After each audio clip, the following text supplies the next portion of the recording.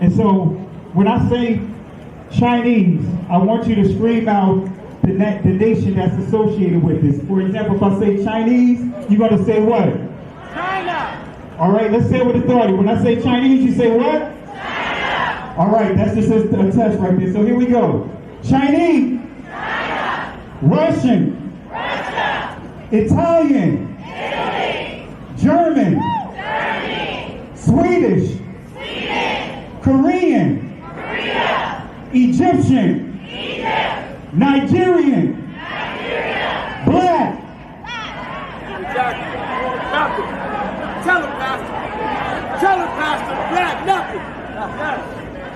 I hope you were able to successfully identify the issue.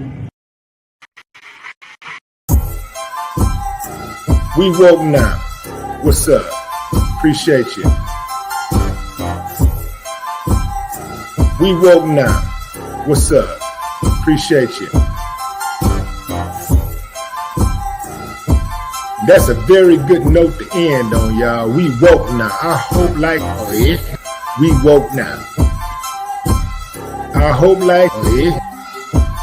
I hope like, oh yeah, we woke now. No more talk. You're all I need. You're all I need.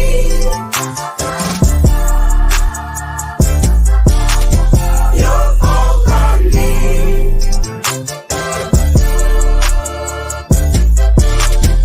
You're all I need.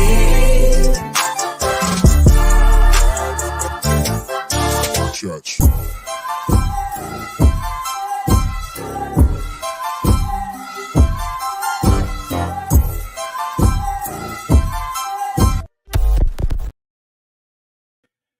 want to say peace and blessings, family.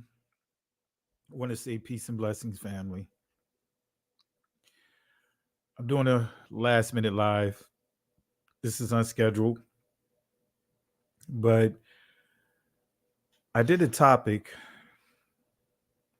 titled End Time Prophecy, Buyer Beware. Buyers beware. And within that lesson, I touched on some of the warnings that the Messiah gave. And I want to say peace and blessings to you guys. I want to say Shabbat, Shalom to you guys. Some of you guys will say Shabbat Shalom, but Shabbat Shalom, Mash Pakha. And I want to drop this link here too for those that want to jump on because I really want to discuss this. I'll go over a couple of scriptures here, but I really want to talk about this here, because I'm really, really agitated by what I just saw. And I want to give shout outs to Go Black to Africa. I want to give shout outs to Go Black to Africa for breaking the news about some of our brothers and sisters over in Africa and Ghana, property taken away from them, their homes torn down. And I've been getting a lot of emails in that regards in terms of our people being hustled over there, thinking that they're purchasing property only to be scammed. A lot of things that are happening to our brothers and sisters. And I also received a lot of email from our brothers and sisters, some of our brothers and sisters scared, stating that, hey, they are we supposed to flee to Africa? Out of fear, and for me, and I've been teaching this and I've been really placing a point of the emphasis on this text for quite some time. Even when I had to deal with the Dow situation, I used the same scriptures, not just for the Africa situation, for some of our brothers and sisters that are here, that are living on these compounds, being hustled on these compounds, thinking that they finding security on these compounds set up just like a slave plantation. The owners of these compounds have the big house, while some of our our other brothers and sisters are sleeping in trailers and sheds. Just standards that's very low standards. Older brothers and sisters signing their social security checks and things like that, man. I mean, it's a lot of hustling that's going on among our people. I shared a post.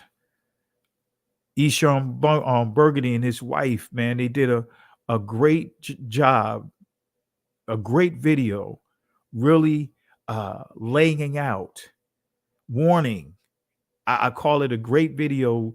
I label it, I guess if you want to call it travel orientation, a travel advisory video. They gave a great video with a in your face telling you the real deal about their experience over in Africa. And I have a problem with anyone that is fear-mongering. I have a problem with people that are fear-mongering or deceiving our people and not just using the scriptures as their foundational text to teaching our people what the Messiah said about how we should handle the great tribulation. I have a problem, family. I've been quiet. I haven't really been doing lives. I really haven't been doing uploads because I get a lot of emails.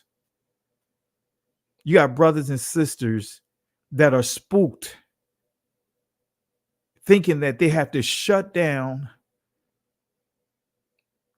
sell their homes and all this other stuff and flee to Africa for salvation. And I'll challenge anyone, I'll drop the link inside the comment section that tells us that can pull out a scripture and say that we're supposed to flee to Africa for salvation. You're playing with people's lives, man. There's so many false prophets out here that's telling you prophecies, itching ear doctrine. That's all false prophecy is. It's itching ear doctrine and people falling. I mean, just literally being hoodwinked, being fooled by these false prophecies, these false prophets, people that are, teaching our people or telling our people or getting people spooked out. And some of us, a lot of it we owe it to ourselves because we don't study. We always try to look for a shortcut. There's no shortcuts to salvation. There's no shortcuts outside of just repenting, going through the Messiah to get to the Father. There's no shortcuts in terms of should I say not shortcuts? There's no alternatives. There's no workarounds. When judgment comes, it's going to come and hit every last area of this country, not just of this country, of this globe.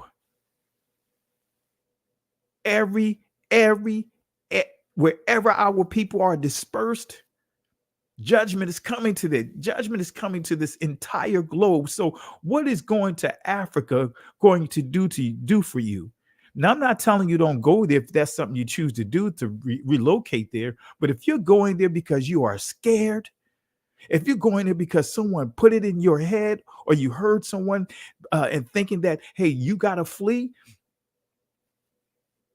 then where is your faith? The Most High did not give us the spirit of fear, but he gave us what? Sound mind. Come on now. I'm heated with this because our people, we fall for every wind of doctrine. And I'm going to go into the scriptures here in a second so you can see what the Messiah said. The Messiah never gave a warning of fleeing to Africa. And I would challenge anyone. Now, again, if that's what you choose to do, that's what you choose to do. Make sure you have a plan when you go over to these different foreign countries. I've been all around this world several times. And I can tell you there is things that you have to deal with when you're going into these different countries. You got people that look just like you and me that will hustle you, that will take your life. Come on now. It broke my heart, man, watching that video. It broke my heart watching that video. But that's not the only time. There's other situation that's going on. Come on, family. Do you know that some of the places that are scamming you, that's calling you up on these get rich schemes, or I'm sure you guys done got the emails, get these junk mails saying, hey, I'm such and such, and I'm over here in Nigeria, I'm over here in Ghana, I'm in these different places. Nigeria and Ghana, those are some of the biggest places that have some of the largest scams. Or I got a grandmother that's sick, or I got a father that's sick, or I got a mother that's sick, and I need money.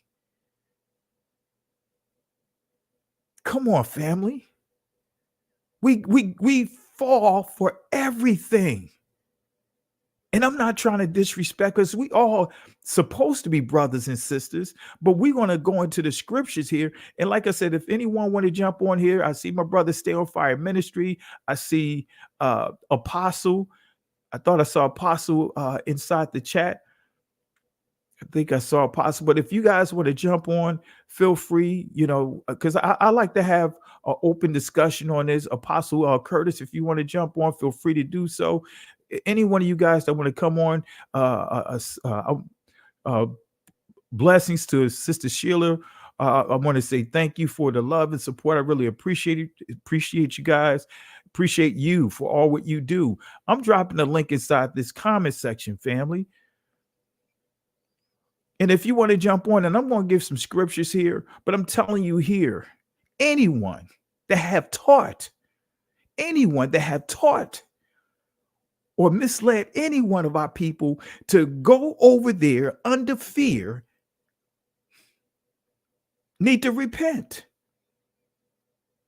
Because see, when you're dealing with prophecy, when you're dealing with teaching, I'm not just going to deal with prophecy. When you're teaching the people and people are listening to everything that you say, guess what? You are very influential. You could be very influential. You could cause somebody to do something and lose their life over something that, many times a lot of the leaders are telling people to do stuff that they're not even doing. Come on now. I seen it in church all the time. Pastors telling people to be faithful and they're not faithful. Telling people about sin and they're the biggest sinners. Telling people about marriage and they've been divorced and married like 3 and 4 times. Come on, family. We see that all the time. There's so many false prophets out here. I learned a lot during this pandemic. I learned a lot. I seen a lot in this pandemic. People talking out of both sides of their neck, telling you not to take this and not take that, and they done taking it. I've seen people saying, don't do this, don't do that, and they not even following by their own advice. I got issues right now, family. If I have to say it like my boy Lamar Hill, very popular slam poet, author, poet, he did a poem called I Got Issues. Let me say it again. And I'm going to improvise a little bit. He said, I got issues. You sit down, nigga. It's ticking me off. I'll do it this way. The name of one poem that he got that really resonated. It was titled I Got Issues. You Nigga. Is ticking me off. I got issues. You nigger is ticking me off. I'll say it one more time. I got issues. You Strong's G 3526. Niger.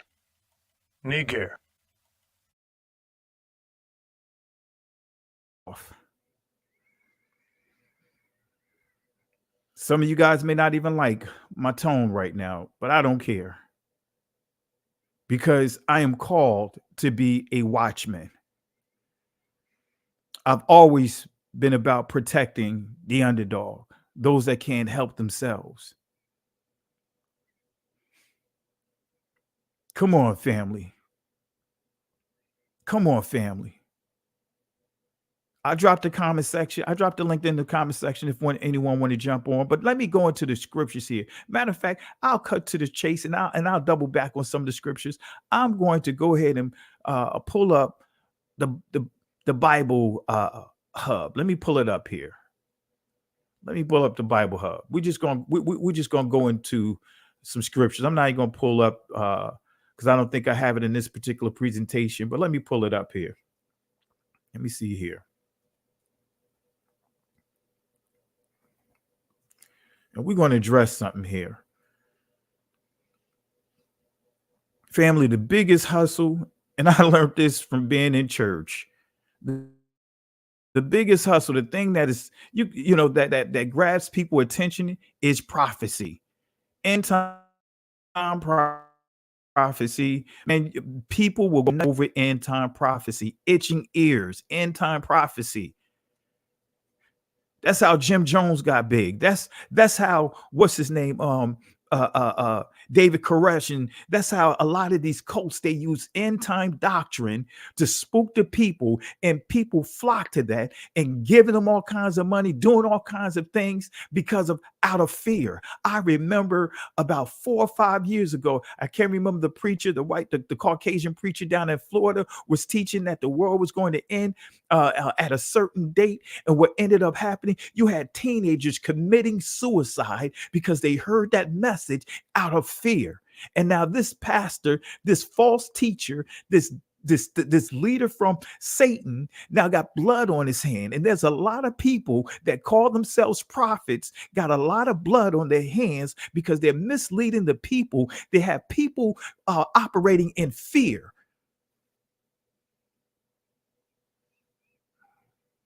Come on, family. I'm not apologizing for nothing. I'm not apologizing for nothing. I'm not apologizing for my tone. If you don't like it, hey, you can unsubscribe, or you could, I mean, you just have to deal with it. I'm not biting my tongue for no one. But I'm going to go to this particular passage here real quickly. And then I'll double back with what's on the presentation. But I did this lesson, End Time Prophecy, Buyers Beware. And I talked about what the Messiah talked about, matter of fact, I'm not going to put the cart before the horse. Let me just pull up the scripture. But just the Messiah warning us about the things that we see right now. So let me go ahead and share this screen real quick. Let me stop this here.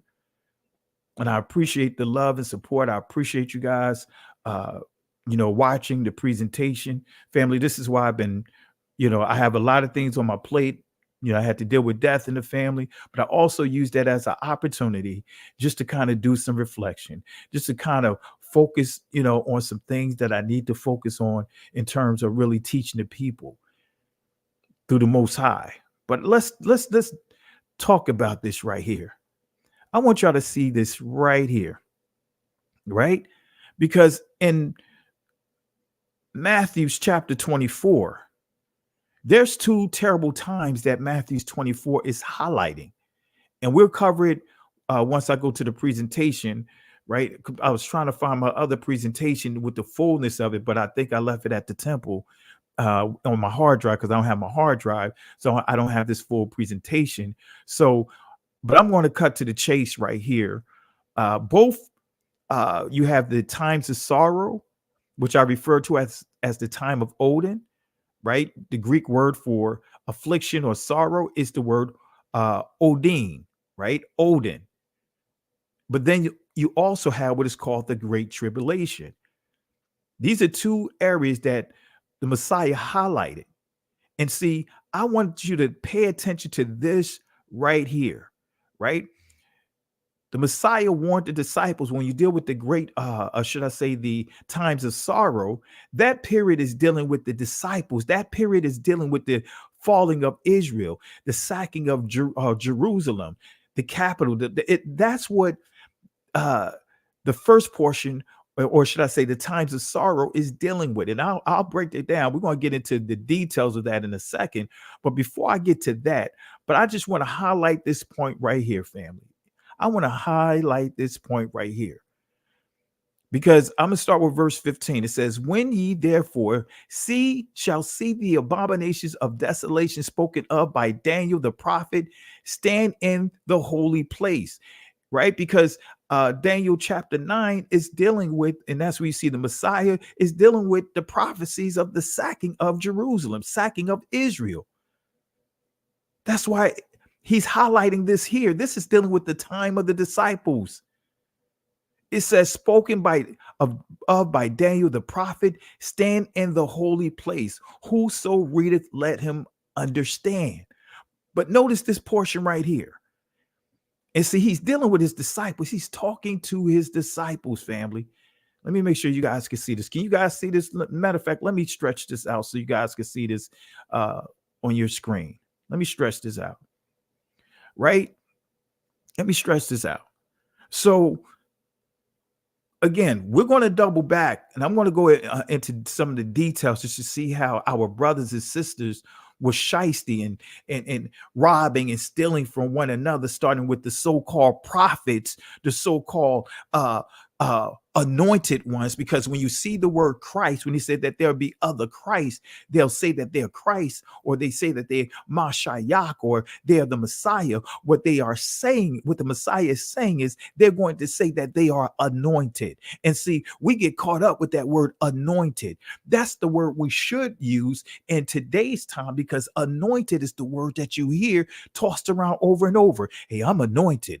I'm anointed. I'm anointed. Oh, such and such got such an anointed. You heard how they sang that song, and then they get outside of the assembly, they cursing and carrying on, listening to everything but worship music.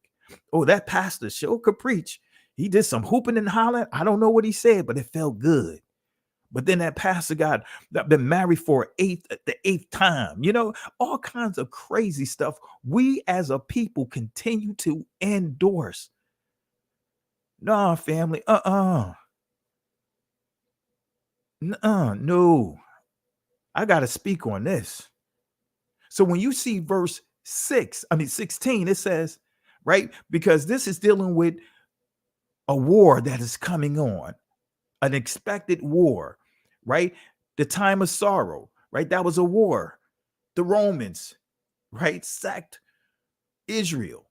Verse 16, then let them which be in Judea flee into the mountains. Let him which is on the housetop not come down to take anything out of his house. Neither let him which is in the field return back to take his clothes. Now, what is this saying here? This is wartime. This is the Messiah saying, secure where you are. In other words, this is saying you're going to have to fight where you are, because this is a war that's coming to the doorsteps. Mob Deep, shook ones. There's a war going on outside. No one is safe from. You can run, but you can't hide forever. There's a lot of our brothers and sisters trying to run from a war that you can't run from. Run from a judgment that you cannot run from. Because the judgment is going to happen no matter where you are in this globe. When the Most High comes back and call his people from the four corners, there is a judgment that will happen. So this is telling you right here, secure where you are. You don't have the money. Most of you guys don't have the money just to up and pick up and go over to another country, regardless of what that country is. Come on, family. Man, Eshawn and his wife, they dropped some major nuggets. They said, hey, when you go over there, if you run out of money, there's no special programs that the programs that is here inside this country. They said, you go over there, if you get locked up, you have children, guess what? There's no special programs that's going to take your children and make sure your children is taken care of. Talk, you know, you have to renew your some countries renew your passport every 3 months, have to leave the country and come back, and they can revoke it without giving you no explanation. Very unstable. Come on, family. Right here, the Messiah is making it clear. Secure where you are. Because a war is coming, and that's what the Messiah was warning his disciples. A war is coming wherever you are, because when you say flee to the mountains, if you understand wartime, the mountains is high ground, saying that at least you'll have the advantage if you're in the high ground. But when you study what the Romans had done, the Romans, when they invaded, they went up in the high grounds. There was a war, family. When it says here, let him which is on the housetop not come down to take anything out of the house, said, hey, take the high ground. Hey, defend yourself. That's what this is talking about. Neither let him which is in the field return back to take his clothes. Like, look, kind of like when you deal with Lot and his wife, when it was time for them to leave that metropolitan, the angel's like, come on, it's time to go. Go now. Had to grab Lot by his hand. Lot didn't have enough time. They didn't have time to sit up there trying to pack and try to decide what box to put this in, what box to put that in. Hey, you know what? I'm going to write this on this box to make sure this goes into this room. I'm going to write this on that box to make sure it goes into that room. No, when it's time to go, when you're dealing with wartime situations, come on, family. Come on, family. Come on, family. Wartime situations. I'm a veteran. I'm a military veteran. I served in wartime. Come on, family. That's what this is dealing with right here. And again, I'm not putting down anyone that decides to go over to Africa. But do not try to make me feel bad if I choose not to go and do what you did. Don't tell me or try to challenge my faith. I'm very consistent in my faith. I'm very consistent in my walk. But you better not, don't bring that argument over here and insinuate like I'm missing out on something. Try to insinuate that I don't have any faith.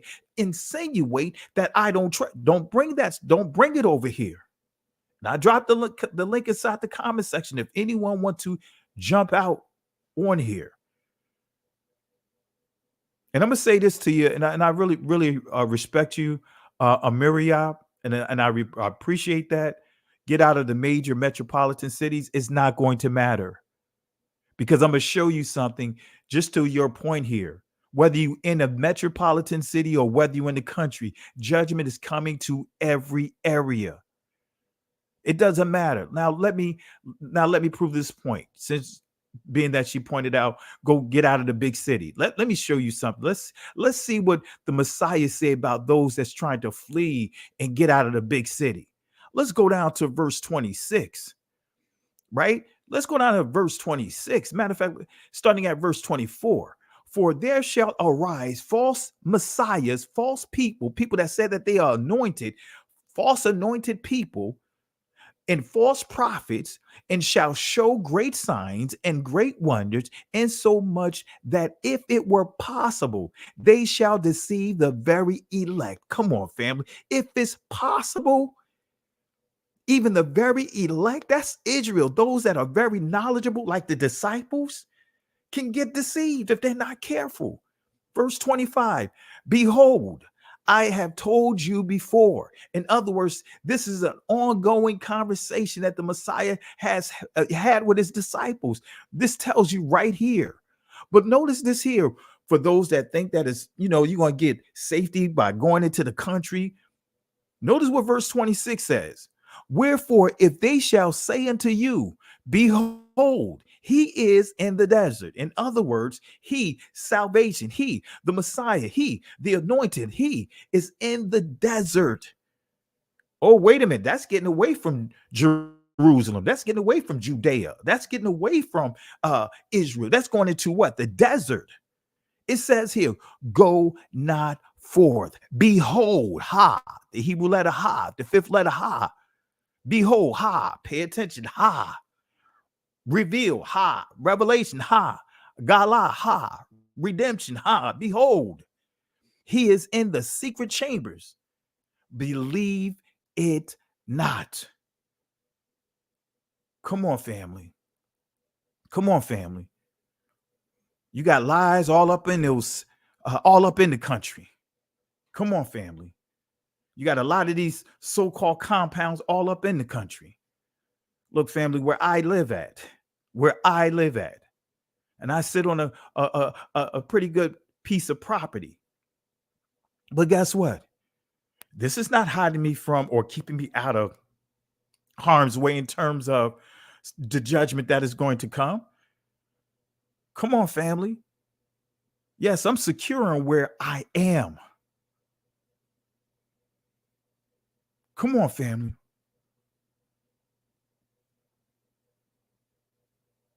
Man, get out of here. Let me put this out here. With all due respect, this is false. No, you bring your RC.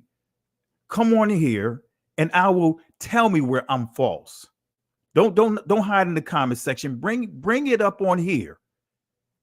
Come on here. I dropped the link right now, and I will prove to you, just like what I already proven to you, or what it means about what the Messiah is saying. This is not, don't give me no, with all due respect, and then tell me this is false. No, I'm giving you nothing but receipts. Bring it up here. Bring it up here. Bring it up here.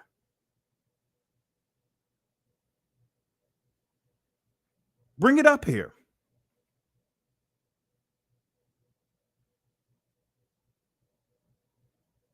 Come on now. The Messiah told us to secure where we are. Come on, bring it up here. I'll put the link inside the comment section. Family, this is the stuff that I get, that they, and like I said, I'm agitated right now because why? We got to continue to deal with this foolishness. And we have people like this that want to hide in the comment section posting a bunch of nonsense.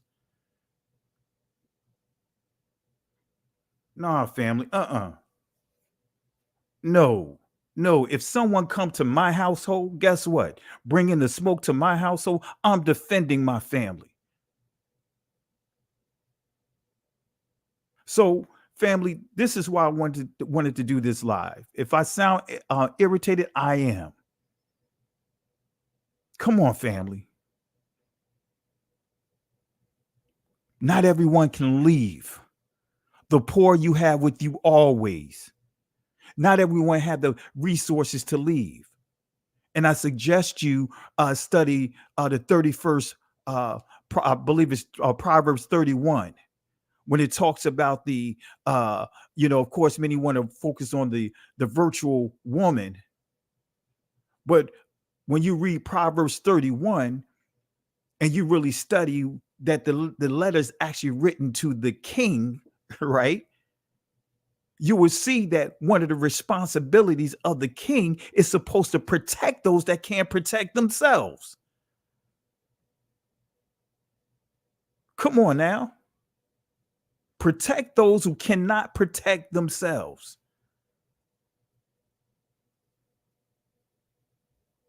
We're supposed to be the voice for those that don't have a voice. I'm not going to teach anything I'm not going to teach no lessons here that's going to tell our people to be docile, to teach our people, hey, don't swing back. No, I'm not teaching that stuff here because that's not what the Messiah taught. The Messiah taught that, hey, told his disciples, arm yourselves. If someone come here to try to take something from you that of value, take your treasures from you, defend yourself. That's what we've been teaching up until what? The mid 18th century, where the pastors start shifting.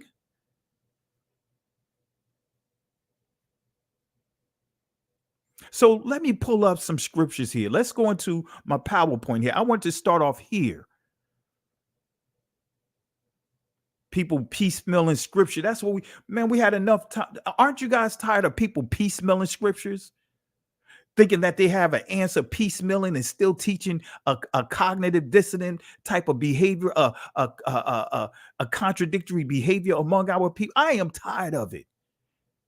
So if the Messiah taught his disciples to defend themselves, not go out and start trouble, but to defend themselves,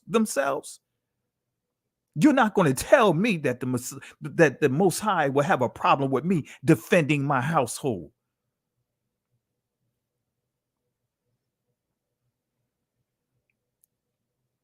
No, I don't have time for it, family. I don't have time for it. You don't have time for it. Man, it's so ugly out here. It's so ugly right now out here. So if the Messiah told his disciples to arm themselves, guess what? I'm going to arm myself. I'm going to make sure my household is armed and ready to defend itself, starting with me. And yes, I'm one of those. I watch over the neighborhood that I live in. Yes, I'm that type of person. Trust me, my wife, family, neighbors will tell you, if I see someone, if I see a vehicle, if I see something that's not in this, should be in this neighborhood, I ask questions.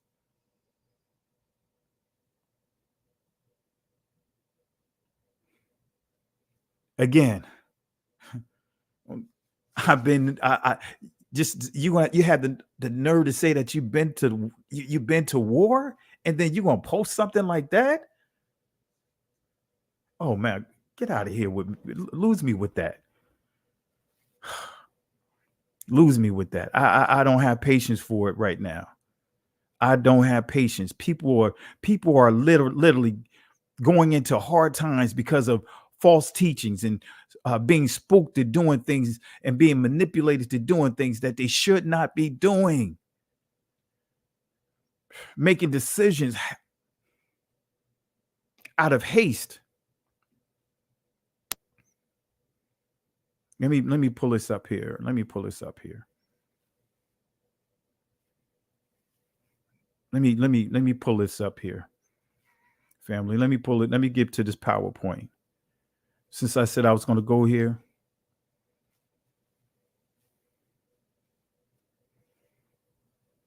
You know, like I said, family, it's just sad out here. It's really sad out here. It's sad out here. Hasatan is not playing, man. So this title of this message that I did a while ago, and some of you guys heard me teach it. This is not the first time I'm teaching this. End time prophecies, buyers beware.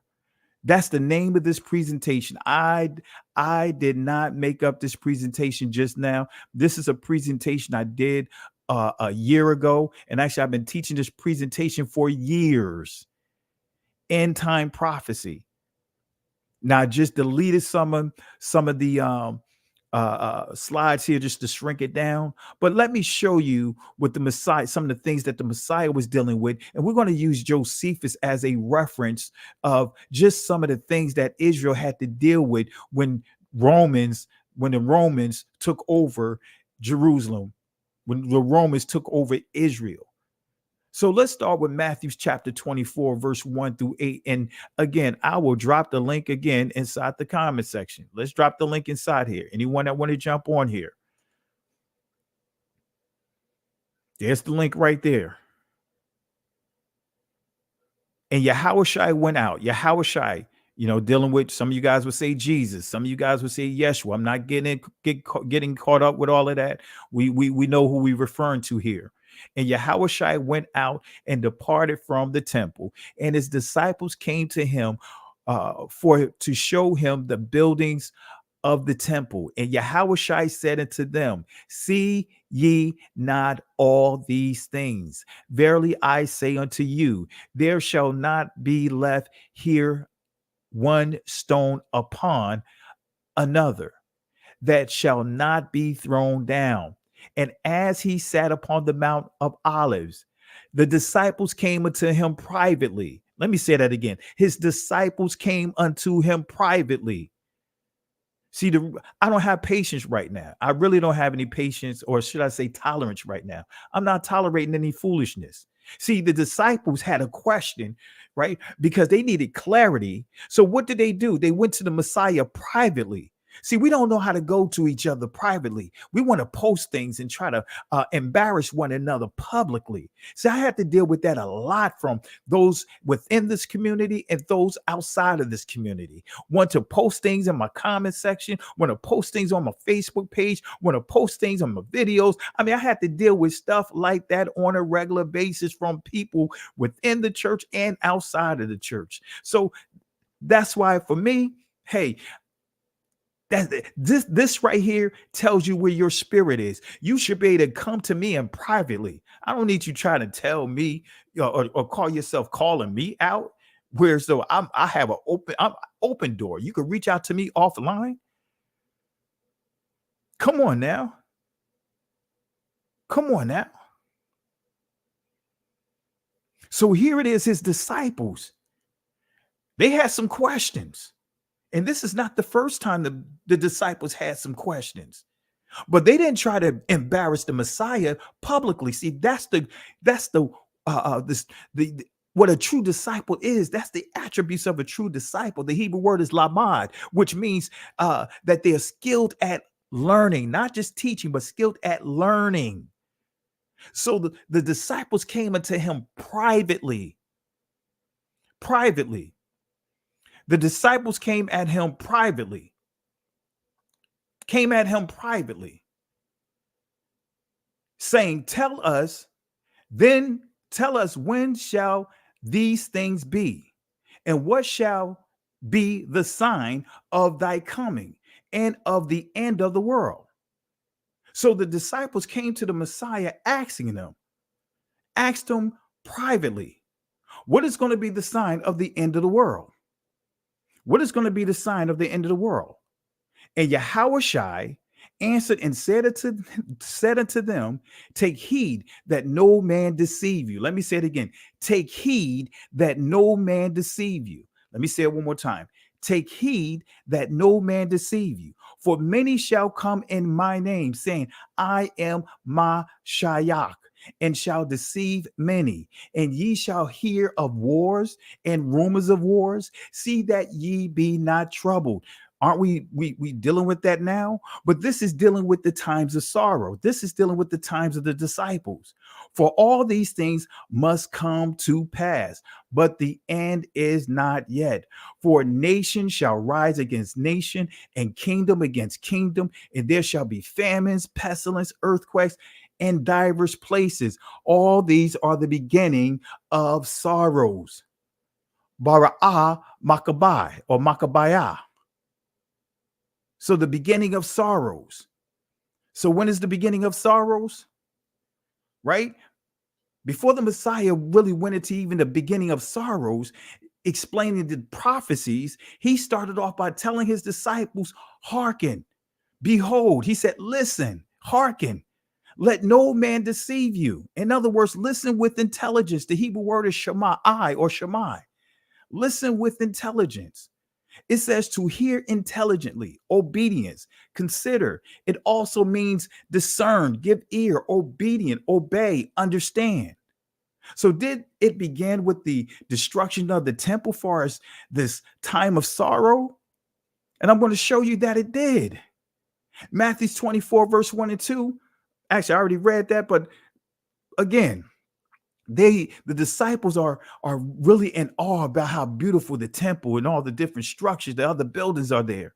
And so the Messiah, right while they are like in awe and talking about these structures, the Messiah said it to them like, hey, you know what, man, there's not going to be a single stone left here, one on top of another. All of this is going to be torn down. That's what this is saying here.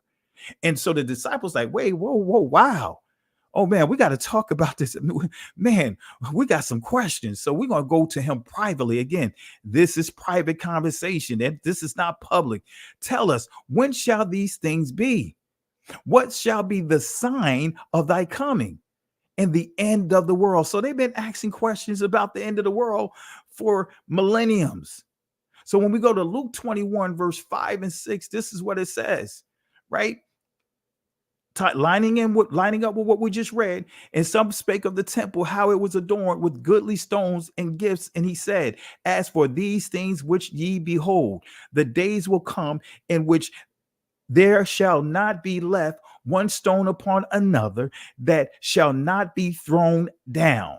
Okay, so again, some is making it clear that not a single stone is going to stay on top of each other. Notice what Josephus says in chapter, this is chapter 8 inside his book, The Jewish Wars. Notice what he highlights here. He says here, and this is dealing with Pompey, says Pompey had the city of Jerusalem delivered up to him, but took the temple by force. He went into the Holy of Holies, as also what were his other exploits in Judea. So this is Josephus is bearing witness. It's bearing witness, right? It says Pompey could not but admire not only at the other instances of the Jewish fortitude, but especially that they did not at all intermix their religious services, even when they were encompassed with darts on all sides, for as if the city were in full peace. So Israel was still going on about the sacrifices as far as the priests and all that. They were still doing the daily sacrifice, the day-to-day stuff, as if there was no war going on at all. That's what Josephus is saying. And then he goes on to say in the footnotes here, right? Actually, when we see in chapter 2, and also I highlight the footnotes, but then this is where it tells us here, says how Titus gave orders to demolish the tower of Antonia, and then persuaded Josephus to exhort the Jews again to surrender. Now Titus gave orders to his soldiers that were with him to dig up the foundation of the towers of Antonia and make him a ready passage. So this is giving us more details of how they took down this military fort here, and also telling us how the sacrifices ceased, as Daniel prophesied, as the Messiah talked about, made reference to the prophecies of Daniel. As you see here, 70 AD, when according to Daniel's prediction, right, sacrifices and oblations cease, Daniel 9:27. But he said, the Messiah said, for all these things must come to pass, but the end is not yet. Right? Then we go down to verse 5 through 8, right? It goes into him saying, it says, for many shall come in my name. In other words, reputation. Many going to say that they come in the reputation of the Messiah and shall deceive many. And ye shall hear of wars and rumors of wars. See that ye be not troubled, for all things must come to pass, but the end is not yet. But notice what he goes on to say, for nations shall rise against nations, and kingdoms against kingdoms, and there shall be famines and pestilence, earthquakes in divers places. All these are the beginning of sorrows. All these are the beginning of sorrows. And then when we go down to Matthew 9 and 10, this is what he says. Then shall they deliver you up to be afflicted. This is dealing with the disciples.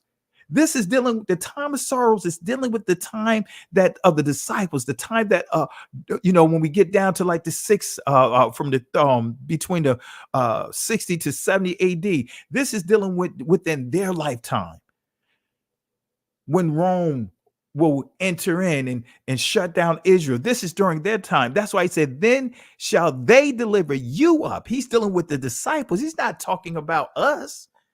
That's a whole nother prophecy. That's getting into the great tribulation.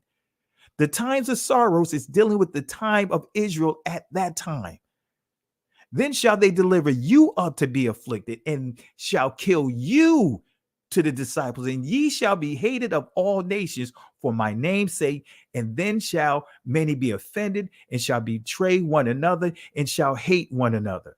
Right? And we're going to confirm this with Luke 21, verse 12 through 13, pretty much saying the same thing. But it says, but before all these, right, they shall lay hands on you. He's dealing with his disciples and persecute you, dealing with his disciples of that time, times of sorrow, right? At that time, delivering you up to the synagogues and to prisons, being brought before kings and rulers for my name's sake. And it shall turn to you for a testimony. So this is confirming that the time of sorrows is for the disciples. The time of sorrows occurred during the lifetime of the disciples, right? John 16, verse 1 through 4, right? Notice what the Messiah says here, further confirming this. These things have I spoken unto who? You. He's spoken to his disciples, that ye should not be offended. In other words, don't be surprised. Don't be surprised. Don't be surprised. They shall put you out of the synagogues. Yea, the time cometh that whosoever killeth you will think that he doeth Yahweh service. So this is further confirming that the times of sorrow is the time during the disciples' days. The sacking of Israel, the sacking of Jerusalem, the sacking of all Judea. All it says, and these things will they do unto you, because they have not known the Father nor me. But these things have I told you, that when the time shall come, ye may remember that I told you of them. And these things I said not unto you at the beginning, because I was with you. So, family, I just proved to you that the Messiah, when we start dealing with the times of sorrow, that this was dealing directly with the disciples. It's not dealing with what we deal with today, because many will take that prophecy and they would take it and try to parallel it with where we are today.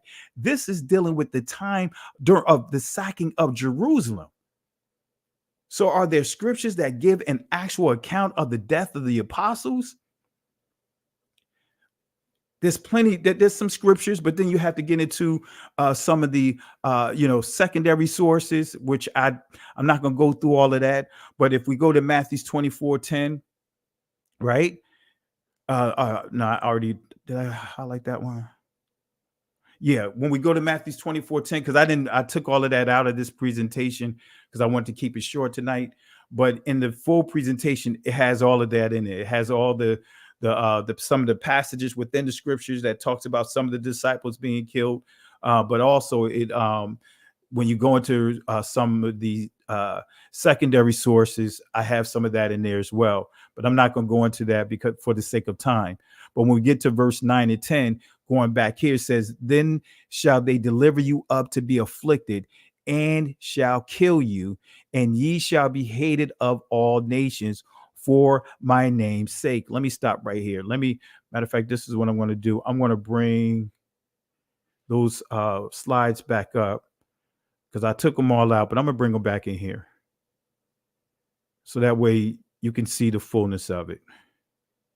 Let me bring it back in here because I took them out, but I can undo what I took out just so that way you could see some of the sources. I don't like to just say sources without actually showing the sources. But let me show you the sources here, right? Some of the sources that, deals with the death of the disciples, right? Because I mentioned scriptures of highlighting some of the death of disciples. So when we see here, let me see here.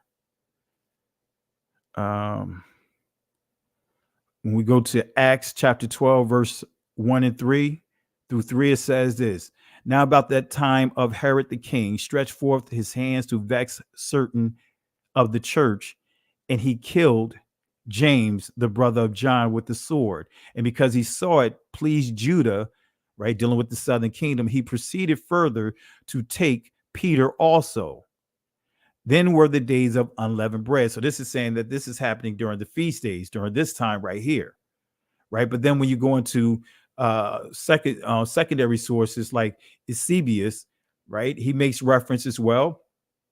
As you see here, it is said that in this persecution, the apostle and evangelist John, who is still alive, was condemned to dwell on the island of Patmos and Word, right? And this is giving you information on that, right, about John. Then we go to Tertullian. We see Tertullian, right? He highlights it. He says Peter endures a passion like his Lord, while Paul wins his crown like and a death like John, where the apostle John was first plunged unhurt into boiling oil. So he's given information on this. And then when you go back over here to Eusebius, he's dealing with Domitian, saying Domitian having shown great cruelty towards many and having unjustly put to death no small number of well-born and noble men at Rome. So this is given some information on the disciples. And again, I kind of, with this here, I go back and forth between these sources, highlighting for us Peter, Stephen being overthrown with stones, James is slain as a victim at the altar, Paul beheaded. So it's giving you some additional information about the death of some of the disciples. But we see that the Messiah, that these are confirming the words of the Messiah about what would transpire, right? And again, same thing that Tertullian highlighted, said Paul was beheaded in Rome itself. All right. And it says the cemeteries of that place, even to the present day. Right. So he's making it, at this time, they had a location where, as it says here, Peter says Paul is substantiated by the fact that their names are preserved in the cemeteries of that place, even to the present day of that time, because we're not during that time. We're almost 2,000 years removed from this, from here. All right. So what's the other thing? I'm not going to get into all of this here, but I just wanted to bring that back up so that way you guys get clarity of some of the things that are pointed out. I didn't want to just highlight that without actually bringing up those scriptures. But let me show you some of the things that occurred during this time, right? Going back to the point when we was talking about what was going to happen, what the Messiah prophesied about what would happen during the time, during the days of the disciples. So both survival and selfishness are seen in the last days of Jerusalem when Titus besieged the city. The wealthy focused on themselves and neglected the poor, and the powerful took what they wanted. And the siege wore on. Famine and pestilence struck. So it was like a dog-eat-dog world. The strong took from the weak, and the weak revealed his neighbor's hidden supplies, no matter how little, in order to receive a morsel from the strong. With the city walls, right? Within the city walls, Israel, within the walls of Israel, right? Jerusalem, betrayal, murder ran rampant in order for them, for those kind of like trying to survive, all about each other's selves. That's why the Messiah gave the prophecy: secure where you are, if not, get to the high ground, get to the mountains. But even then, they would have to what? They get into those high grounds to try to what? Still secure themselves. But not everyone was able to make it out. And even Josephus give clarity of that. Others just outrightly betrayed their nation and went over to the other side of the Romans in order to save their lives. Just like what we see happening in the Transatlantic World War. We see many of the Moors, right? They were pinpointing where our ancestors were located and the best times to go and sack their villages, right? So sedition. Right? Sedition was taking place at that time. This is what sedition is: rebellion, uprising, revolt, concert, attempt to overthrow civil authority. These are all the things that was happening: violent strife between factions, civil and religious disorder, riots, rebelliousness against authority, civil disorder, dissension, strife, rebellion, mutiny, a going apart, separation. Right. So when we go back to Josephus, notice what he says about this time period that the Messiah talked about. As Josephus was speaking, thus with a loud voice, the sedition would neither yield to what he said, nor did they deem it safe for them to alter their conduct. But as for the people, they had a great inclination to desert to the Romans accordingly. So you had people selling out their own people, crossing the lines. Some of them sold what they had, and even the most precious thing that they had had laid up as treasures by them for every small matter, and swallowed down pieces of gold, that they might not be found out by the robbers. And when they had escaped to the Romans, right, went to stool and had wherewithal to provide plentifully for themselves. It goes on to say, but as for the richer sort, it provided all one to them, whether they stayed in the city or attempted to get out of it, for they were equally destroyed in both cases. Come on, family. This just proved my point right here. Whether they were in the city or outside of the city, it said they were equally destroyed in both cases. For every such person was put to death under the pretense that they were going to desert. Oh, come on, family. Come on, family. Come on, family. Come on, family. Come on, family. Josephus is bearing witness here. Bearing witness of the very things that are going on, that the Messiah prophesied. Making it clear that those that tried to flee the city still had to deal with what? That war that came in that area. That war that came in that area. Come on, family. It's just that simple. The madness of sedition did also increase together with their famine, and both the miseries were every day inflamed more and more, for there was no corn which anywhere appeared publicly. As we see here again, there was no corn which anywhere appeared appeared publicly, but the robbers came running into and searched men's private houses. They were going into people's houses. This is why the Messiah said, hey, secure. If you go upstairs, go to the high place in your home, secure. Man, you have to defend your home. Secure your stuff. Secure yourself.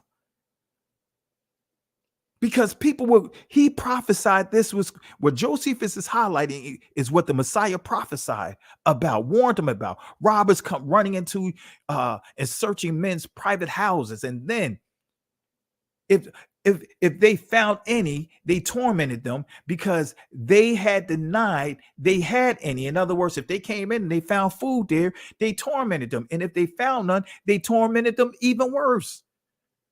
So you got to secure yourself. You got to be able to defend yourself if you're going to secure yourself during this time. Come on, family. Because they supposed the land had more carefully concealed it. So desperate times, people do desperate things, and that's what the Messiah was warning about. It was now a miserable case and a sight that would would justly bring tears into our eyes when men stood as to their food, while the more powerful had more than enough, and the weaker were lamenting in other words, for want of it, but the famine was too hard for all other passions, and it is destructive to nothing so much as to modesty. For what was otherwise worthy of reverence was in this case despised, and so much the children pulled the very morsel that their fathers were eating out of their very mouths, and what was still more to be pitied, so did the mothers do as their infants. So did the mothers do as to their infants. So here it is, taking food out of each other's mouth. Fathers taking food out of the mouths of their children, and mothers also taking food out of the mouths of their infants. And when those that were most dear were perishing under their hands, they were not ashamed to take away from them the very last drops that might preserve their lives. Family, you see how bad it was here? You see how bad it was here? I'm not going to read all of this, but you see how bad it was here? But guess what? After all these things, it gets worse. I know some of you guys like, man, how bad can it get? How worse can it get? Because then during all of this craziness, then the false prophets, guess what? The false prophets wanted to take advantage of the situation. The false prophets wanted to take advantage of the people. The false prophets start pushing their agendas and hustling the people. It says, and many false prophets shall arise. shall rise and shall deceive many. And because iniquity, in other words, bending, twisting the laws, transgression of the laws, iniquities, anomia is the Hebrew word or the Greek word that you would see inside this text. And because the iniquity, the bending, the twisting of the law, statutes, and commandments shall abound, the love of many shall wax cold, but he shall endure unto the end, the same shall be saved. So when we see this portion here, those that endure to the end of this situation, this event, this this war, this thing that is going on, this dog eat dog environment, those that endure to the end, the same shall be saved. Right? I'm not going to play that here, but let me show you one more thing here. Right? A prophet. We already know what that is, but I'm not going to get into that. I want to get into what Josephus highlighted about the prophets of that time. Let me go out and bypass this here. Right? So, right? False prophets will claim to preach and teach the message of Yahweh. Right? Jerusalem facing the crisis of its last days, because these are the last days during that time. In other words, the last days of Jerusalem. So the disciples and all of them at that time had to deal with or experience what would be considered the last days. In other words, the last days of Jerusalem, the last days of Israel. Jerusalem is the capital. So all 12 tribes, a remnant of all 12 tribes occupied Jerusalem. And you could confirm this with the book of Nehemiah. So Jerusalem, facing the crisis of its last days, experienced a great number of false prophets arising, and each had his own message about how the people could be saved. So everyone doing their own thing. Doesn't that sound like this awakening right now? Everyone has their own messages. Everyone doing their own thing. We can't even come together, man. We can't come together for anything. Doesn't it sound familiar? We cannot come together for anything. Doesn't it sound familiar? Every prophet they had their own message. But notice what Josephus says about this as well. Notice what he says about the prophets. Now there was then a great number of false prophets suborned by the tyrants to impose on the people, who denounced this to them, that they should wait for deliverance from God. Oh, wait a minute. Who denounced this to them, right? That they should wait for deliverance from God. And this was in order to keep them from deserting.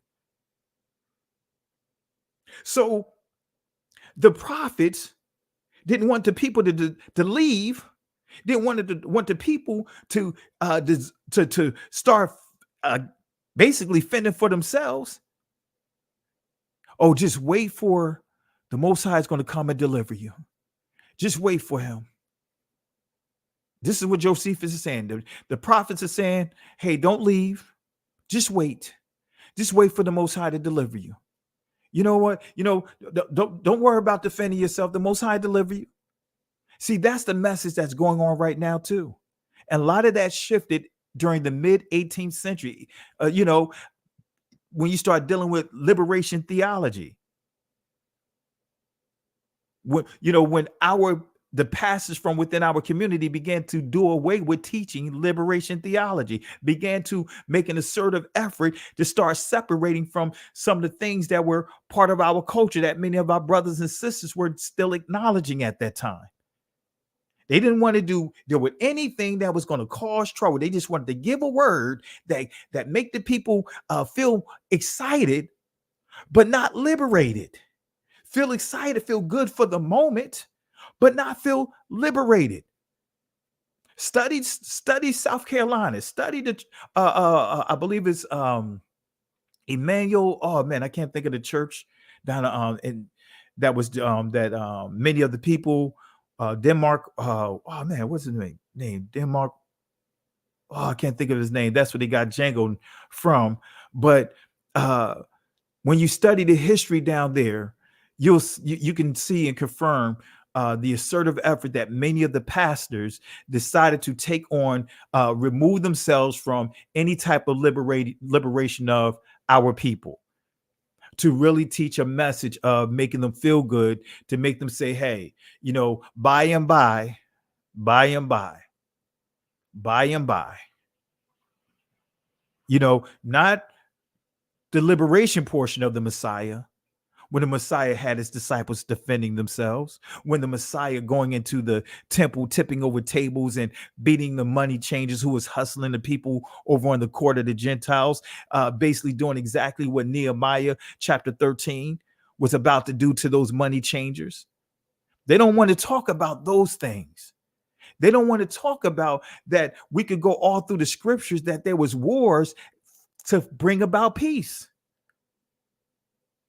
So now there was then a great number of false prophets suborned by the tyrants to impose on the people who denounced this to them, that they should wait for deliverance from God. And this was in order to keep them from deserting, and that they might be buoyed up above fear and care by such hopes. Now, a man that is an adversity does easily comply with such promises. Oh my guys. Notice what it says here. Now, a man that is in adversity does easily comply with such promises. For when such a seducer makes him believe that he shall be delivered from those miseries which oppose him, then it is that the patient is full of hopes of such his deliverance. So they take advantage of those that are dealing with all kinds of problems. That's what Josephus is saying. They're dealing with all kinds of adversities, and that these prophets are targeting those people.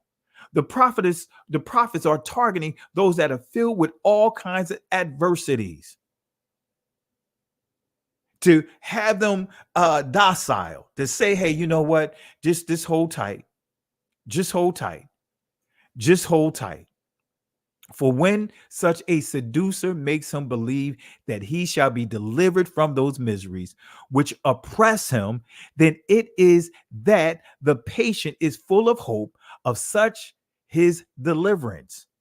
Thus were the miserable people persuaded by these deceivers, and such as belied God himself, while they did not attend nor give credit to the signs that were so evident, and did so plainly foretell their future desolation, but like men infatuated without either eyes to see or minds to consider, did not regard the denunciations that God made to them. So Josephus is saying, because the Most High had already given prophecies warning them about what was going to happen, the signs are there now for that these events are going to take place or happening right now. The people ignored it because these prophets, these false prophets, got them in a place that they completely disregarded the true prophecies of the Most High.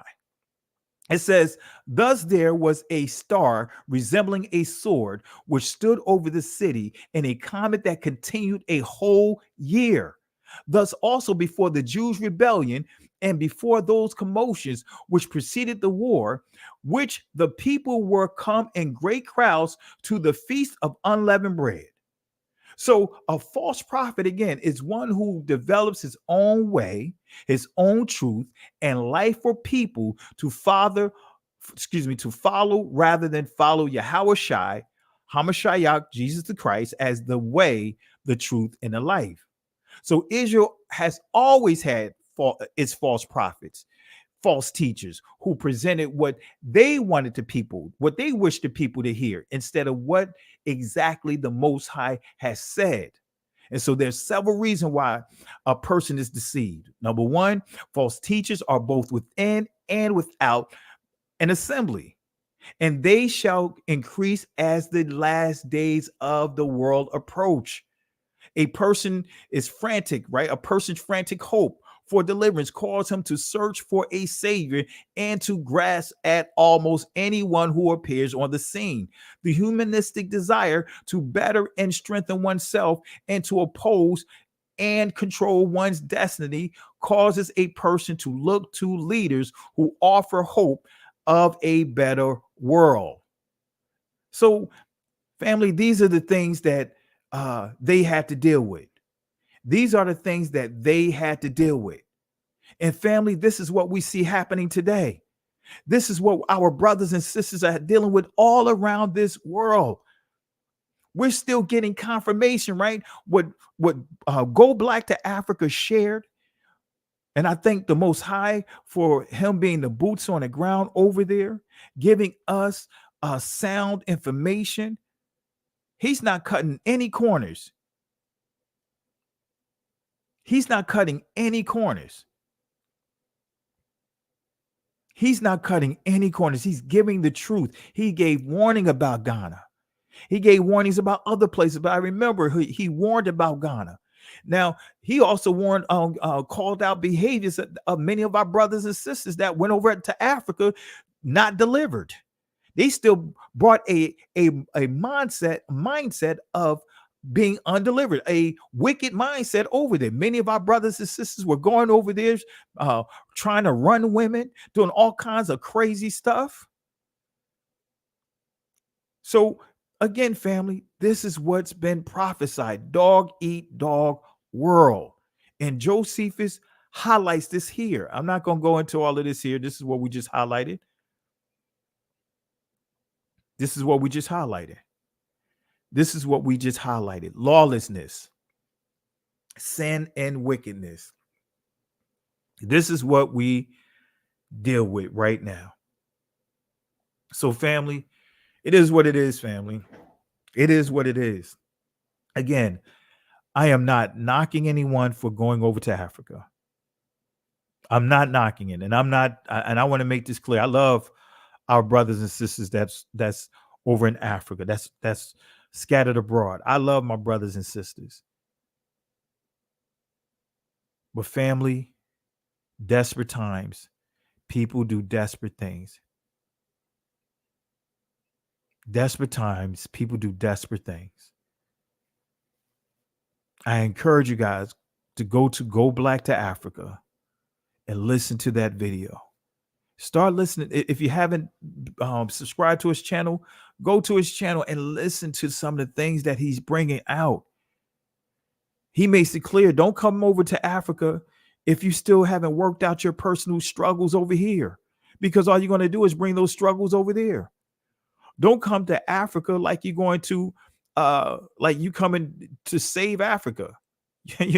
Don't come to, if you go to Africa, have a plan. Do your due diligence. And I encourage you guys, if Go Black to Africa has contact information on his channel to reach out to him. I believe T3 and me has contact information as well. And I believe Eshawn Burgundy and his wife has contact information as well. Reach out to them. If anyone that's planning to go over there, even if it's just to visit, do your due diligence, family. Do your due diligence. Now, just looking here, you see if I wanted to touch on anything else here. Yeah, I think I covered the bulk of the things here in this particular presentation. Family, as I pointed out, family, discernment is needed like never before.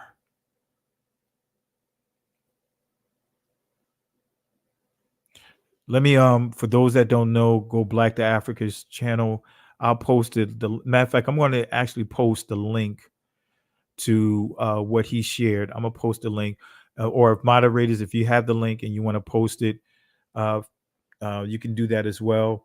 But I want to post that video, and I encourage you guys, watch that video, family. Watch that video. Watch that video.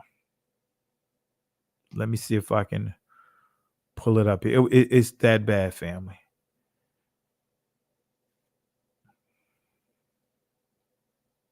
Let me see here.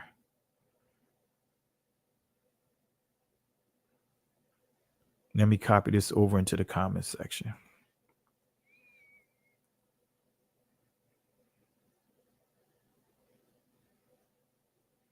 All right, here it is right here.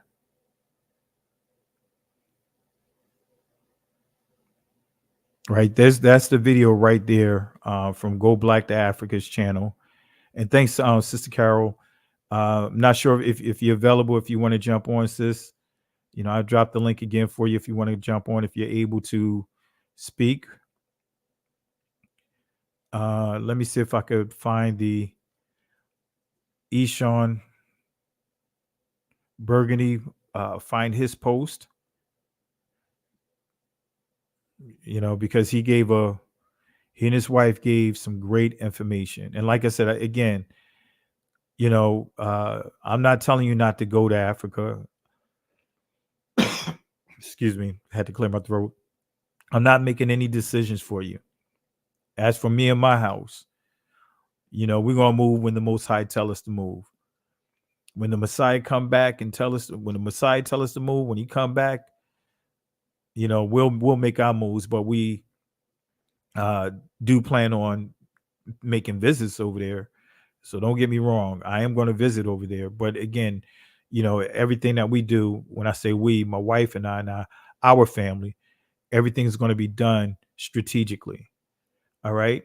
So here's Eshawn's the link for Eshawn and his wife Zara Royalty. And I encourage you guys to subscribe to his channel. He has some great content, some powerful content, music and all. So I posted those there in the comment section. So again, feel free to peep them out. All right. Hey, how's it going, sis? Hey, bro, how you doing? You know me. Yeah, stirring up trouble tonight, I see. No, I can't see. Yeah. Look at all these troublemakers in the chat. Yeah, I couldn't see it all, but it just was really upsetting me just to see, you know, the video, watching what Go Black to Africa had shared. It was just, it was ugly. It's ugly. It is ugly. And then watching Eshawn Burgundy and he and his wife video and some of the things that they experienced and some of the emails that I'm getting, it's like, man, it's really bad. Wow, that's how our people are acting nowadays. We're just running like ants in a molehill that's been disturbed, just running around, but bumping to each other, thinking they have the answer to what's needed in the state we're in now. And you need to stand still. If anything, your Africa is your community. You need to run to your community in your city where you live in and become one people and pull your resources together of who can do what and who knows how to do it, and protect your community as you protect yourself as one group. Don't be worried about what other countries got their own issues to go on. Deal with your own. Take care of your own turf. Yeah. Man your turf. Don't try to go to run somebody else's turf that you know nothing about. You don't know about the laws over in those countries in Africa. You don't know nothing about that. You go there and visit, yes, but to live is a whole nother story. Yeah. If you're living week to week like most people are, I guarantee the majority of people are living weekly, not bi-weekly, weekly, trying to figure out what they're going to eat next week. What makes you think you're going to be able to pick up and go 5,000-7,000 miles away from where you presently live now in a whole nother country you never lived in before, don't know the language, don't know the law of the land, and you all of a sudden you want to live there in protection? Who's going to protect you? They're not going to protect you. Yeah. You're a stranger to them. Yeah. Just because you look like them don't mean they want you there. Yeah. And as Eshawn pointed out, that they still feel like what you call it, I can't think of the term now, foreigners. Yes, we are. He said because they are, technically they are. We are You know, foreigners. now the one thing that he said that he appreciated over there is, of course, you know, not having to deal with this certain type of harassments we deal with over here. And then also, you know, seeing that he said it has like a 80s feel to it, 80s, 90s Right. feel, 70s, 80s, 90s feel, with kids are out playing football, not playing, I mean, dependent on their cell phones and all those different things. But he and his wife laid out their challenges. I think this is like their fourth country that they moved to, Mm, you know, that's a red and flag. yeah, It's a this major is like red the flag. fourth country that they moved to. Hmm. And that's a red flag because you're trying to fit in into a spot that you don't fit. Yeah, You're trying to bring your mindset to another mindset. It doesn't match. yeah, It's not going to work. You need to be around like-minded people yeah, if you're going to survive. Now, you yeah. just want to go over and learn the culture for a little bit, whatever. Come back home is another thing, but to just take on, that's a whole nother preparation. That's a serious preparation. You have to learn the language. You have to learn everything. Learn the culture. You can't just pick up and say, "Okay, I'm gonna live here." No, Absolutely. they Yeah, will treat you just like what you are, a stranger, absolutely. and He says, harass you out of it. hold on one second. Let me see who it is here. I think it Okay. says Lions TV. Let me see who Oh. this person is, and let's see what they got to say here. See Uh what they oh. have to say. Yeah, can you hear me? Yes, sir. Peace and blessings.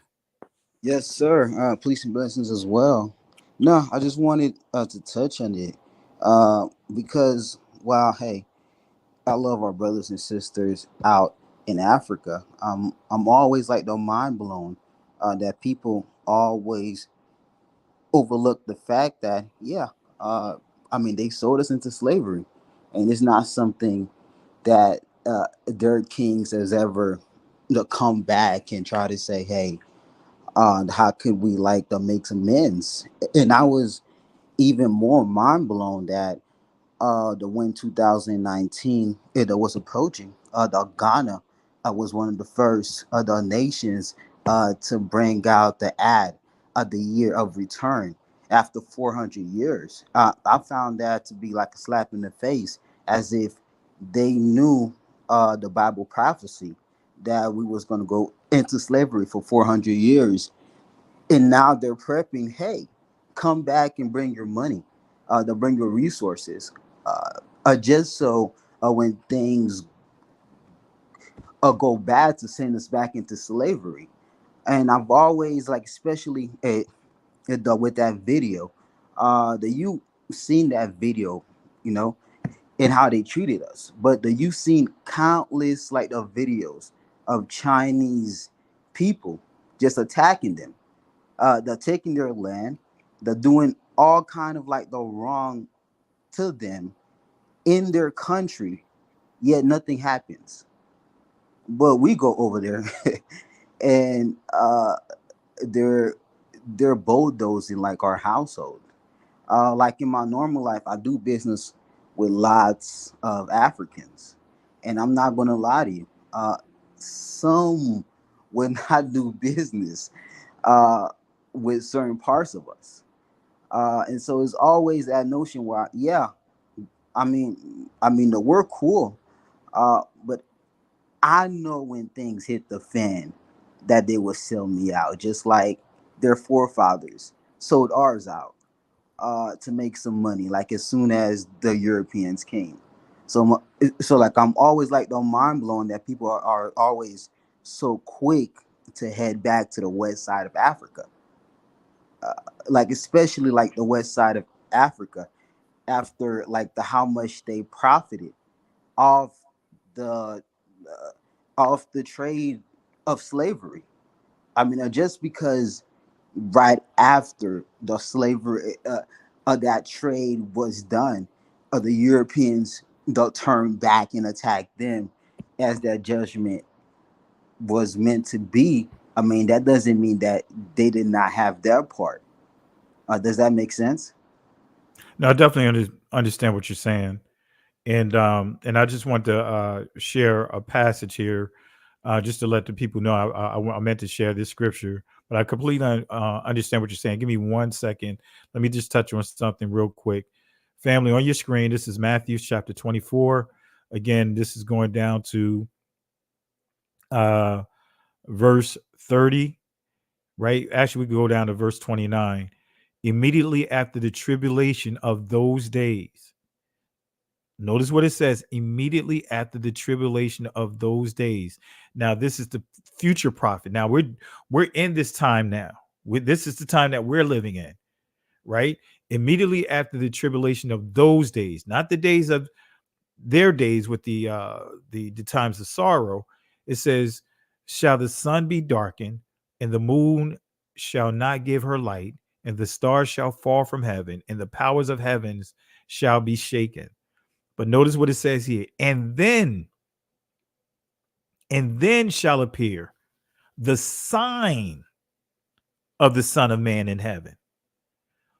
So we're going to see the signs, right, of the Messiah.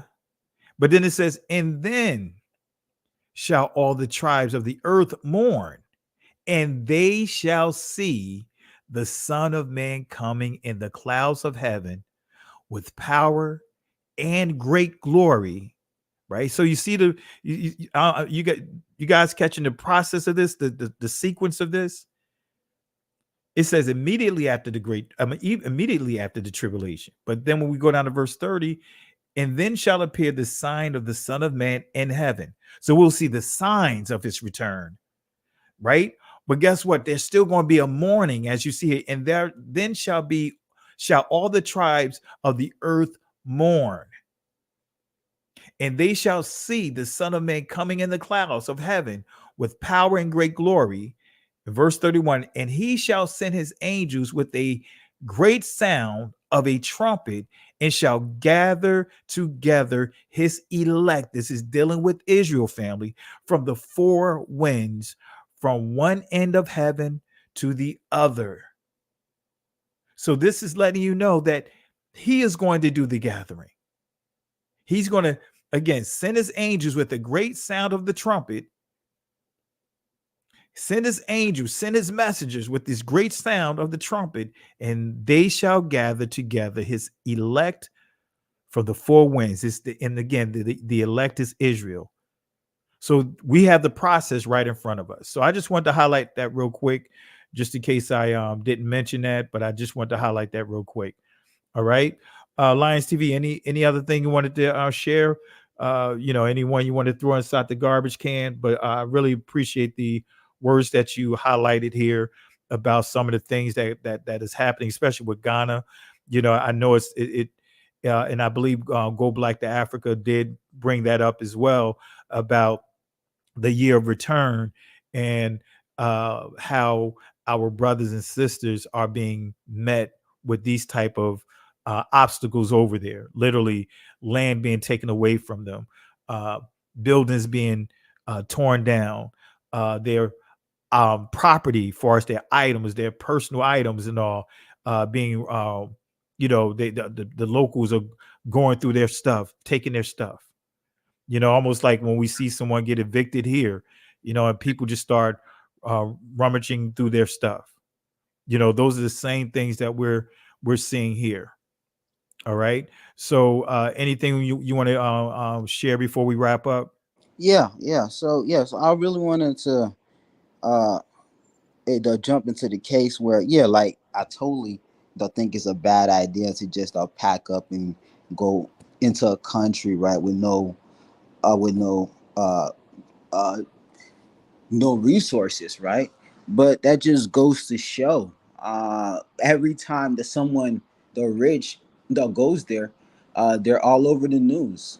They're welcome with open arms, right? I think the right around the year of return campaign, they had Lil John there, going there to build a school. They didn't attack him.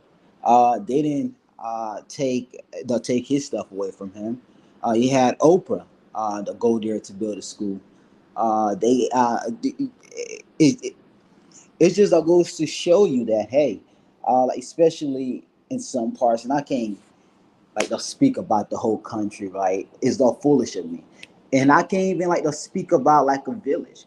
But from what I'm seeing, it just seems like, hey, you're only like the wanted if you have something. In that whole ad and campaign of like the year of return, it's just they're higher up, no prophecy, knew knew somehow, hey, 400 years have passed, so let's bring them back, because there was once here, and they had doctors and lawyers, and we hunt them down and we sold them off. Let's bring them back and see if they would bring their resources and their wealth. And I'm guessing that the people that's going over there don't have enough like the resources. Now their true colors are coming out. It's just, hey, just wait on Yahweh. Just wait uh, on the Most High. The like especially the dealing with that West Coast. Don't forget, they're the same people that sold your ancestors into slavery and never looked back. So why would they want you now? what why would they want you now? 400 years. Well, now I will say They this. never. I will Yeah. say this. I just want to say this because I like to, uh, for me, in understanding the history, and especially when we say they sold us into slavery. When you really study the history of that whole territory, all the tribes are at war with each other. You had the Dahomey at war with the Ashanti. You know the area. So what was happening is they were selling each other, because you had Dahomeys that was on those slave ships. But the key was, uh, they were in their minds not selling their own people, when many of us were just the same. We're the same, just different tribes. But when we see sold into slavery, in their minds, they had no clue what was going to happen to us outside of that area. Most of them was thinking of indentured servitude. They had no clue about this form of slavery, because this form of slavery had never existed. And it's documented that most of them had no clue about this form of slavery that we were going to be subjected to. Again, I'm not minimizing and saying that they didn't play their many of them didn't play their part of where we are, but I just wanted to give clarity on that, because some would take it and uh, uh, give the impression that they were participating in this form of slavery, that they had no clue of the agendas of those that uh, took us and they sold us to. Because Mansa Musa, when you study him, he helped usher a lot of that stuff in too, far as um, our people being used as, in his mind, slave from his mindset was indentured servitude, not from the chattel slavery, being treated like animals the way that we were subjected to. So again, I just want to give a little clarity on that. Not disagreeing with what you're saying, but I just want to give a little more clarity that unfortunately, that part of the history, like when tribes take over other tribes, many cases that what ends up happening, they when they absorb that territory, many of the men, many of the women become indentured servants, and they work off their debt or whatever for whatever amount of years or whatever the case may be, but not the chattel slavery that we're witnessing, that we had to be subjected to, starting with our ancestors. Okay, fair statement. Fair statement. But yeah, I really appreciate the insight, great information, and I see you have a channel called Lions TV. No, well, that's not a channel. That's just my Oh, that's not YouTube a name. channel. I Okay, never, I thought you yeah, had. I yeah, I got you. don't I launch got you. nothing on it. Awesome. Okay. Sister Carol, anything else you want to say? I know you've been silent, and I'm sure you got more you want to say Any comments you want to share with us? Well, I just want to just make everyone remember when Russia and Ukraine popped off, and the Africans that were caught in Ukraine who were going to school there, who were living there. And when it was time to evacuate, what happened to them? They were kicked to the curb. They were told they couldn't get on the train. They were left to their own devices, where they took care of their own people from their country. So what makes you think by you gathering yourself, going across the waters to the continent of Africa, to whatever country you so choose to go to, that when stuff pop off, that they're not going to kick you out the country and leave you to your own devices? United States not going to come and rescue you. Nigeria didn't go rescue those Africans, those Nigerians that was over in Ukraine. Ghana didn't go and rescue those people over in Ukraine. So what makes you think United States is going to come rescue you from Ghana, Nigeria, Gabon, Cameroon, or whatever place you decide to go? You're going to be left to your own devices, if not killed. Now, and I mean to say that word because I want that to be real to you. So what you need to be thinking about is protecting yourself where you are in your community.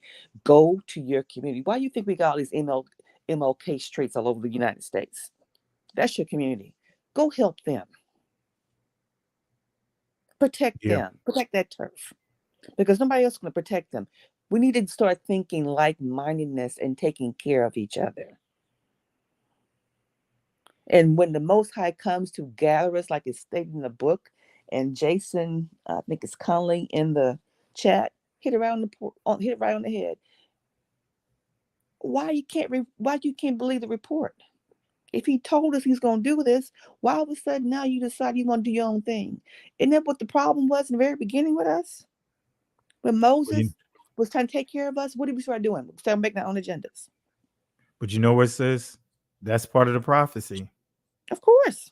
That's, even what I laid out, what Josephus highlighted far as made note of, and what the Messiah prophesied, he said, the prophets, these false anointed people, they're going to be all about their agenda. Yes. And that's what we see today. So many coming up with their own agendas instead of one voice. And so I'm just convinced, far as that unity, that's going to take the movement of the Most High through his son, because go ahead. I was going to say, but you would think, because people need to start recognizing what the scriptures are.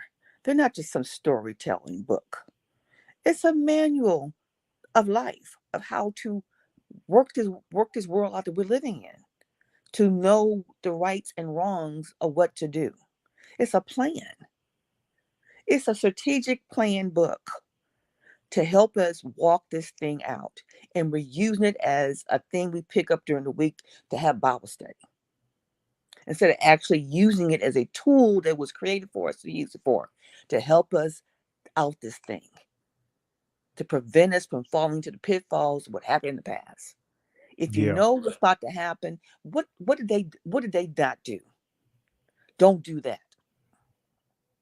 Well, sis, again, you already know, when we don't study history, we're more likely to repeat history. Well, you got that right. We don't study history like we should. And we're being, right now we're dealing with a lot of itching ear doctrine. Right. People are not reading the Bible like they should. They're not studying like they should. Many don't even have the faith like they give you the impression that they have. No. Because I get a ton of emails, and I'm still trying to get caught up on some of the questions that people are asking. It's like, wait a minute, this is foundational. It's scary. Think about it. I had to do a teaching on whether or not we should worship the Messiah. Yeah, that right there got me. And it's right there in the scriptures. Revelation chapter 5 just completely shuts it down, but it's right there in the scriptures. You know, of course, the Messiah never taught us to put the Father over him like the church does, Christianity does, but we're supposed to worship him because he is the Father's son. But I'm saying all that to say, if we're dealing with stuff like that, remember, I had to do look at some of the teachers I had to deal with. I had to teach even the lineage of Christ. Yes, you did. I remember. I had to even give proper clarity on Miriam, the word virgin. Yep. We still can't even get the word virgin down, and yet we're trying to come together. We can't even get Esau together. We can't even agree to say who Esau is. No, because I saw yesterday, was the day for yesterday, with my good eye, that Esau is one person eating somebody else. I'm like, what? That's the new craziness that's creating. It's like they wake up in the morning and say, "I'm creating this nonsense," and put it out in the atmosphere for people to feed off of. That Esau and Edom are two different people. Well, hold on 1 second, sis. Lion TV, thanks for joining. I saw that you got disconnected, so but thank you for joining on, jumping on, my brother. I may or may not be live tomorrow night. I'll see how I'm feeling, but I really appreciate it.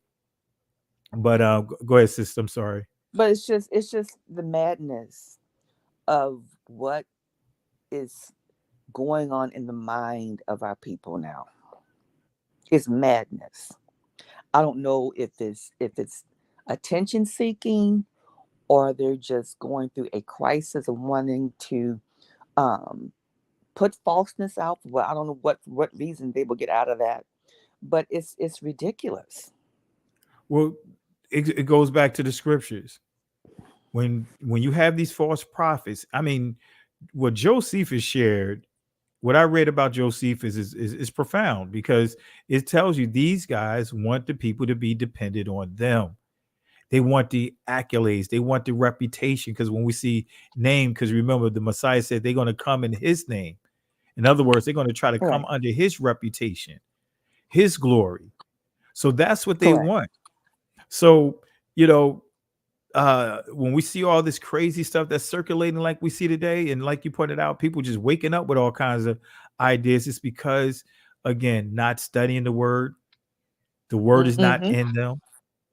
And so, you know, and again, social media can be fool's gold, you know, because you can have people commenting on your videos. You can get all kinds of likes, and you can actually think that you're telling the truth. Yeah, exactly. So it can be fool's gold. Social media could be fool's gold. So, you know, I believe with all of that, and we just bring all of that together, that's why we see the behaviors we see. Yes.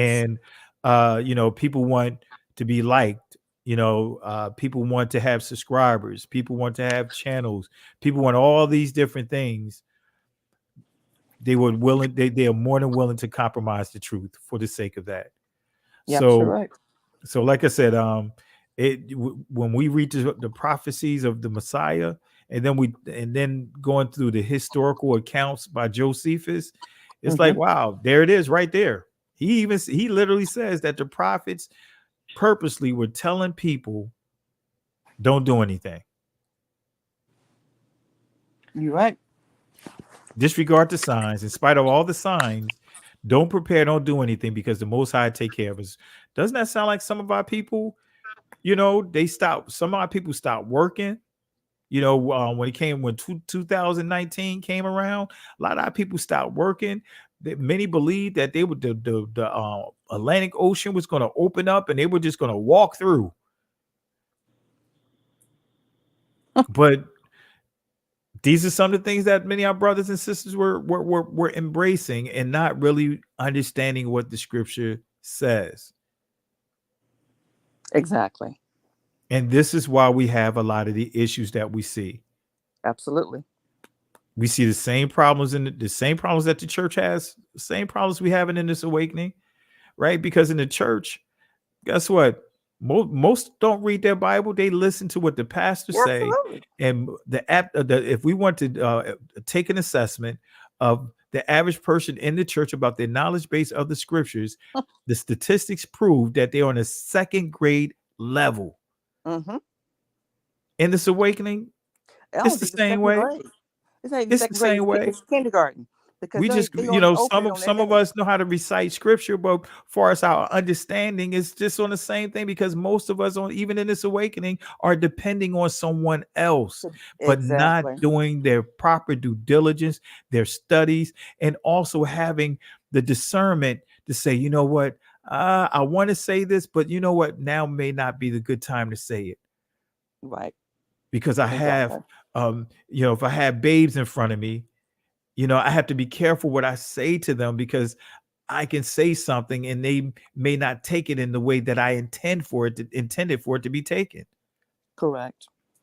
So for myself, you know, because, you know, I could go geek mode. You already know it, but I Mm-hmm. had to make sure I be careful how I touch on the scriptures. Yeah. You know what I mean? Right. When it comes to doing Bible comparisons, you know, translations, Mm-hmm. I have to make sure that I'm clear with that, because I can say, all right, well, hey, look, this manuscript and this manuscript, this version, this translation of the Bible versus this translation of the Bible. And if I'm not teaching it correctly, or if I'm not clear with what I say, all somebody that's a babe would hear is that, you know what's something wrong with the Bible. And you guess it immediately. So That's how we these are operate. things we have to be careful, because we're so quick to regurgitate things. We're so quick to put stuff out there, but not Mm-hmm. discern who's in front of us. Like the Messiah talked to his disciple about the different grounds that the seed fell on. Correct. So, yeah. No, we haven't graduated to that. I don't know if we ever will. And it appears to be getting worse and getting better, because we just choose not to want to put in the work. We'd rather someone else do it for us. And that's the same behavior we just brought over from Christianity into this, because we never learned it from a child. Yeah. It was never instilled in us as a child to read and comprehend. We want it told to us so we can regurgitate. Yeah. Yeah. The cheap way out. Yeah. Yeah. Well, Yep.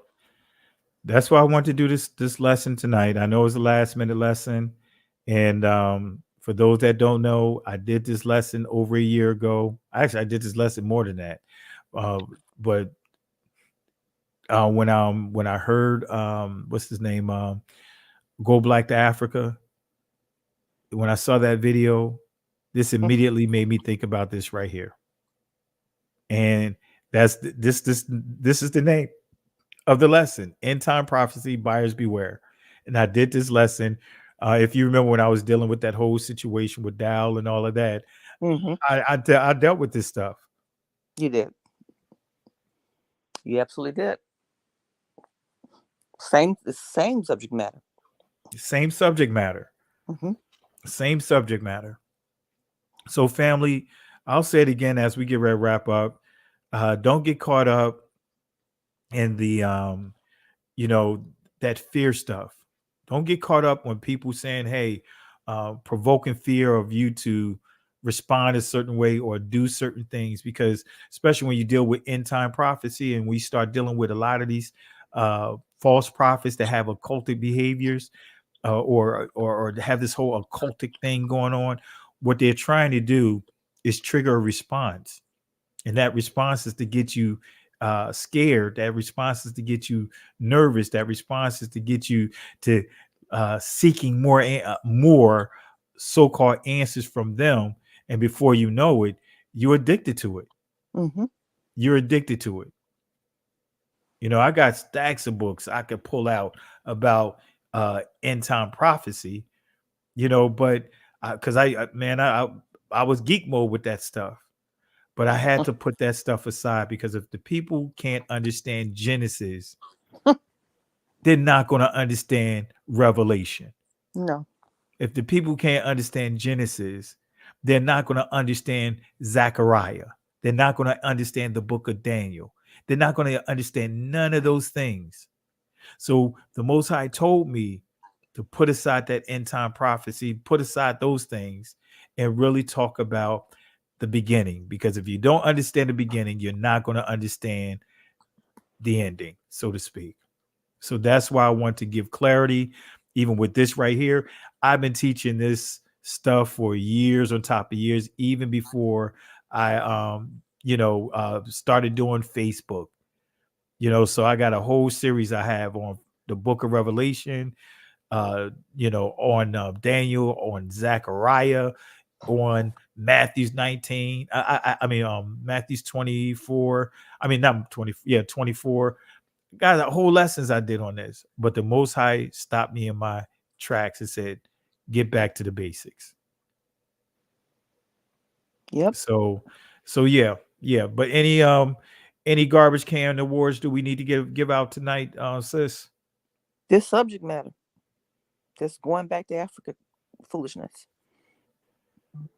that whole thing, that whole mindset that's going on inside of our heads, and any of this other false stuff that's going on, put it all in the trash can, put in the dumpster. Absolutely.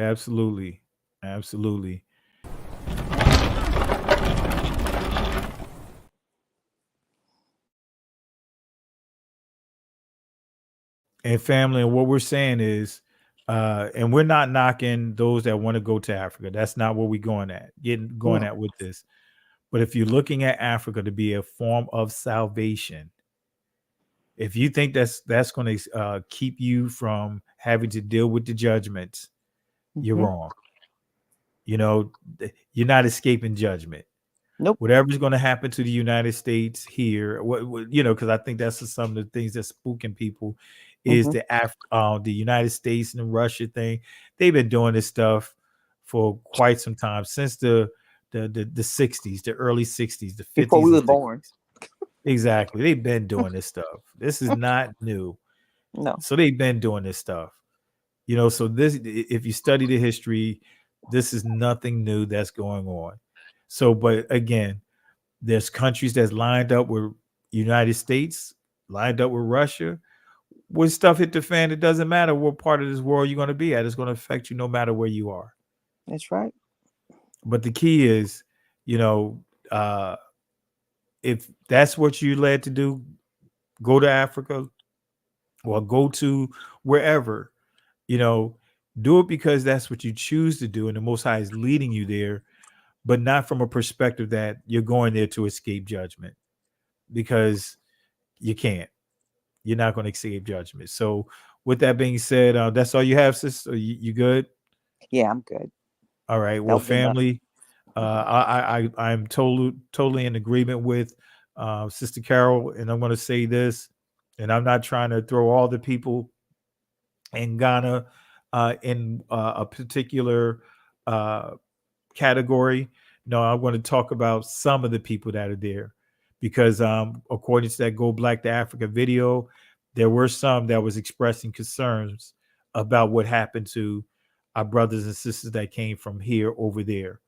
But again, this is something that's common over there in Ghana, and there's really not a lot of protection for our people over there that have left here to go over on that invitation to go to Ghana for the return. But anyway, with that being said, in the words of the Most High through Moses, Exodus chapter 14, verse 13 to 14, when Israel was at what seemed to be a dead end, and they began to complain. They started contemplating on going back to Egypt. Moses had to say to the people, "Fear ye not, stand still, see the salvation of Yahweh." These Egyptians that you see here today, you don't ever have to deal with them again. The Most High will fight for you. But here's the kicker, family. You have to hold your peace. Can't go back. Can't stay here. Keep moving forward. Shabbat Shalom. Shabbat Shalom. Listen, Genesis chapter 11, verse 10 explains the genealogy of Shem. Shem was a black man in Africa. If you repeat this back, Genesis 14 verse 13. Abraham steps on the scene. Being a descendant of Shem, which is a fact, means Abraham too was Abraham, born in the city of a black man, called Nimrod, grandson of Ham.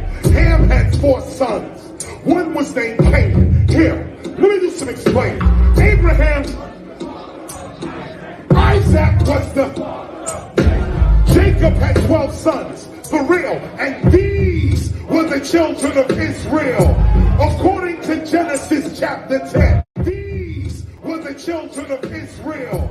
According to Genesis chapter 10, these were the children of Israel.